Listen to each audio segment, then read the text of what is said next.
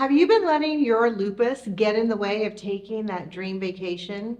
Whether it's worry over managing your medications, avoiding the sun, concern over maintaining your energy, or just frank terror of having a flare or needing urgent medical care while away, many people with lupus just avoid it altogether.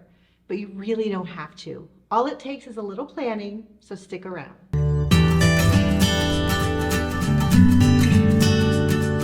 Hi everyone, I'm Dr. Elizabeth Ortiz, rheumatologist and lover of all things travel. Those with lupus deserve to live the life they want as much as anyone else, and with a little planning, it's totally possible for that life to include whatever kind of travel you want. I want to stress, however, that overall it's best to wait to take any big international or long trips until your lupus has been stable for a while. What is a while? Well, in my book, it's at least 6 months. You want at least 6 months under your belt with no flares and no needs to change your medication. You also want to consider purchasing travel insurance when you book your trip.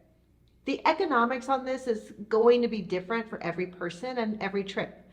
I recommend taking into account how long you've been stable, how expensive the trip is, and how much stress and anxiety you would have if you had to call off the trip due to your health.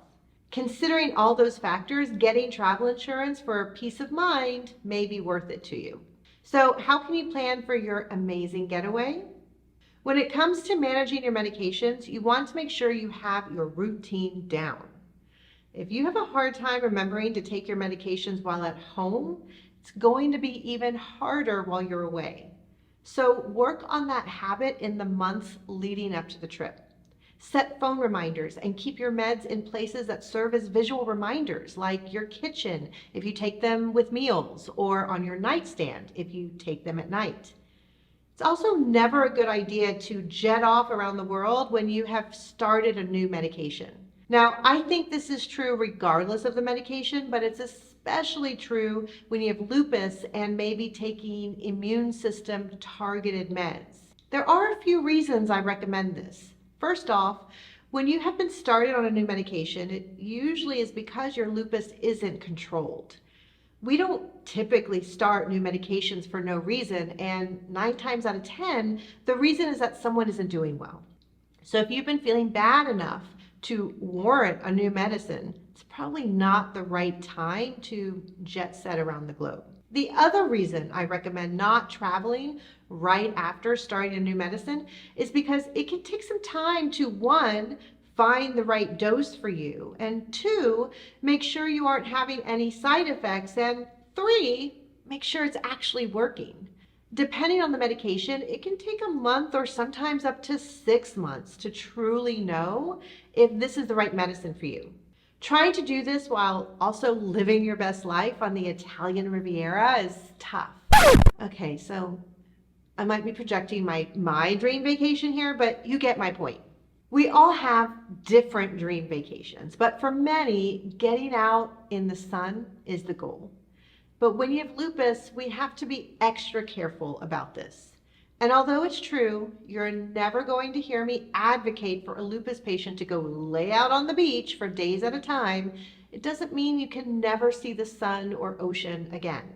Besides, aren't we all over laying out anyways? Aside from lupus, don't we all know that is the fastest way to wrinkly, leathery skin? And anyways, it's all about being prepared and packing your protection.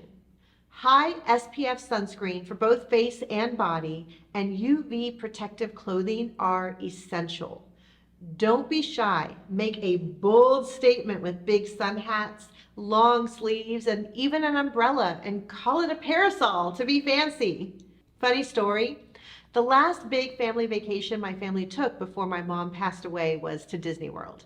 She was going through chemo at the time, and the chemo made her very sensitive to the sun. She bought a big umbrella to carry with her around the park, and she was definitely nervous and embarrassed and annoyed she had to carry it around. But that thing was so useful. It didn't take long for all of us to want to share the shade with her. I also recommend keeping your sun exposure in mind when planning out your day. If you're doing a lot of walking in the sun, try to schedule regular breaks, either at a restaurant or a shop or museum, to get out of the sun. When planning your dream vacation, we can all become a little bit overly ambitious. The excitement of going someplace we've always wanted to visit, combined with the promise of relaxation, can sometimes lead us to pack our daily schedules to the point that we come back from our vacation needing a vacation. Although everyone could probably benefit from learning how to pace themselves, it's especially important for those with lupus when traveling. Build in rest days into your itinerary. Schedule in early nights and sleep in mornings, and be mindful, especially if you're changing time zones. If you are doing well enough to be able to take this trip, don't press your luck by pushing your body to its limits while you're away. It's important to be kind to yourself and keep plans as flexible as you can. You don't have to do all the things. This can also be helpful to consider when putting together your vacation budget. Budget to spend an extra day or two to acclimate to a new time zone, or see if there's a hotel with better amenities so you can have a hotel day on your schedule. Your best chance of not needing emergency medical care while away is to go on vacation when you have been doing well. But as we all know with lupus flares just happen. It is a condition marked by flares and remission, and sometimes they can be unpredictable. This is where my dad's 5P method comes in handy. Proper planning prevents poor performance. When booking a hotel, find the nearest urgent care, just to know. Hotel staff will often also know this information. You want to make sure to bring all your medications, obviously, but you also want to bring your as-needed medications. Things like Tylenol, ibuprofen, or any other occasional medicine you may reach for when you have a headache, heartburn, or inflammation. Don't forget your pain creams or any other topical creams you may use for rashes. Also, consider packing any small massage balls or tools, especially if you're going to be walking a lot. It may also not be a bad idea to ask your doctor for a short course of prednisone, just in case.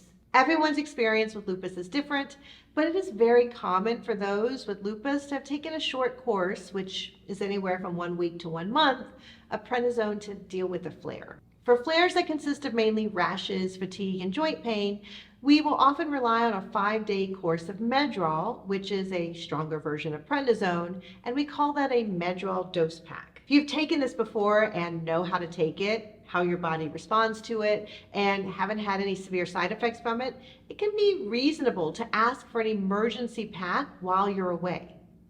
Along with being overly ambitious with our schedule, when on a great vacation, we can also be a little overly indulgent.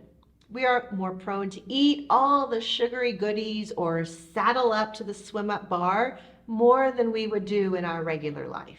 And by all means, indulge, it's your vacation. But if you find that your joints or energy level are particularly affected by sugar or alcohol, which for many they are, just keep that in mind. Also, if possible, build in some downtime when you get home. I have seen so many patients come back from amazing trips where they actually felt great.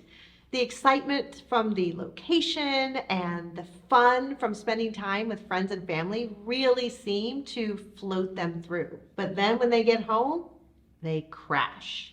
It's okay. It's actually very common, especially if traveling across time zones. It doesn't mean you did something wrong or that your lupus is flaring or coming back. It just means your body needs some rest. So if you can build in some time to give it the rest it needs, do it. I love giving y'all some things to think about and talk with your doctors. So here are some questions for you to consider when planning or thinking about your dream vacation if you have lupus. Has your lupus been stable for at least 6 months? Have you started any new lupus medications recently? Remember, if you have, now may not be the time to go on that grand adventure. Do you have enough medication to get you through your trip with some extra to spare? Can you build in some downtime both during the trip and afterwards? Should you get an emergency Medrol dose pack, which is a version of prednisone, to have with you while you're away? Ask your doctor what their thoughts are on this, if they can give you a prescription, and how you can get a hold of the office while you're away, just in case. Getting a diagnosis of lupus is life-changing and can feel devastating. We can feel like so many of the things we hoped for or enjoyed in our life have been taken away from us. And although learning to live with lupus can take time and effort, you can incorporate joys from your pre-lupus days into your life now, like travel. I hope you found this helpful. Check out some of my other videos on lupus if you are perhaps earlier in your lupus journey and still have lots of questions about what it is, how we approach it, and how we treat it. Subscribe, share, do all the things, please. It really helps us out. Thanks for your time, and we'll see you next time. And happy travels. I'm off.